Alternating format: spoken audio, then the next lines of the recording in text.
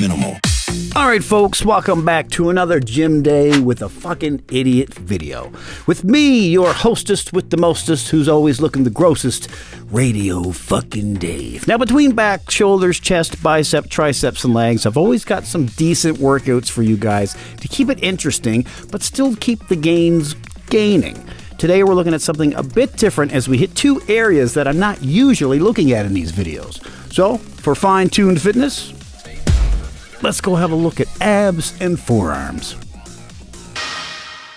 Minimal. Starting out today with a variation of an ab workout you've probably seen a million times in the gym, but before we get into it, let's talk about abs just for a quick second. Everybody wants a fucking rockin' six-pack abs, but for some reason, almost nobody knows how to train them correctly. What do? Ab crunches, decline ab crunches, hanging leg lifts?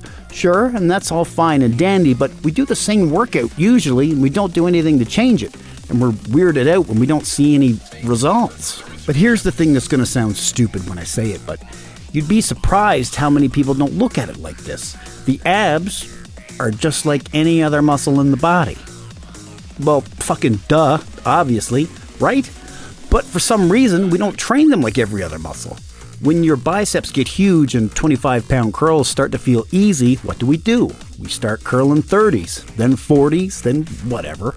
We progressively overload. But then for some reason, we don't really do that with our abs. We do our 4 sets of 10 crunches and that's it. And then we plateau, and we don't overload them to compensate. We could do 15, we could use a plate, we could do a number of things for the most part, but typically we don't. And that's where these come in.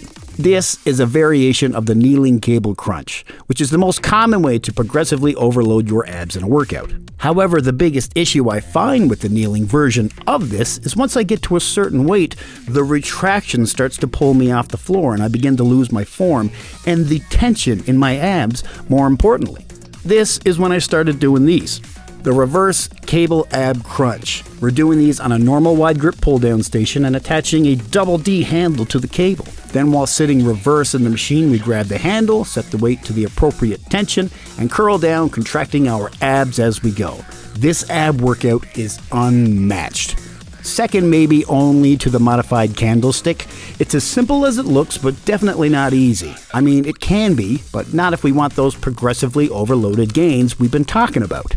Setting the weight wherever we need to make sure we're always increasing the tensions as we build out that six-pack is the key to utilizing this workout correctly. And unlike the kneeling variation, you should find it easier to stabilize your feet and keep the weight from pulling you up and affecting your form and tension. 4 sets of 12 of these every couple of days, and you'll start to see some incredible changes in those abs you've been working on for years.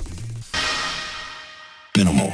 Next up in our miscellaneous workouts today, we're looking at another often overlooked muscle, the forearms. Now, I wouldn't say these are a mandatory workout, as you're going to get significant forearm activation in any bicep or tricep workout already.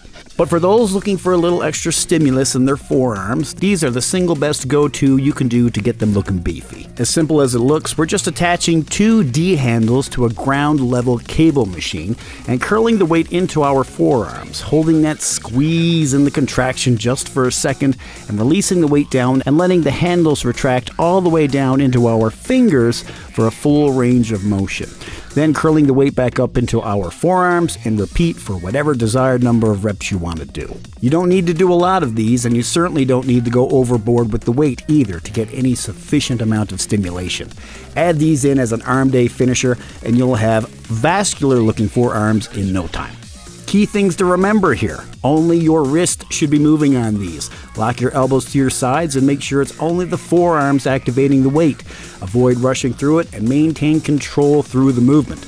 These are excellent to do if you find you're having issues with grip strength, as strong forearms are crucial for having a strong grip, which will also lead to improved performance on other exercises such as pull-ups, push-ups, or carrying heavy loads. Strong forearms will also help prevent injuries in the hands, wrists, and elbows too, particularly when lifting heavy weights. So, guys with our age getting up there, this might be a good idea to infiltrate into your workouts. Minimal. All right, guys and gals, that's it for these 2 workouts. I've got nothing else for you today. Be sure to check these out, though, and let me know how they work for you during your next ab or arm day workout. I'm dying to know. Dying! Be sure to like, follow, share, and subscribe. I'm not just doing these for my fucking health. I'm trying to share the basics of gym workouts and fitness for all people who are interested in working out, but maybe don't know where to start. And don't forget promo code RD0Dave for 10% off all your supplementworldcanada.com purchases. And that's going to about do it for me. I'm heading to bed. For all of us here at Fine Tuned Fitness, I'm Radio Dave. You're you. And I'll see you on the next one.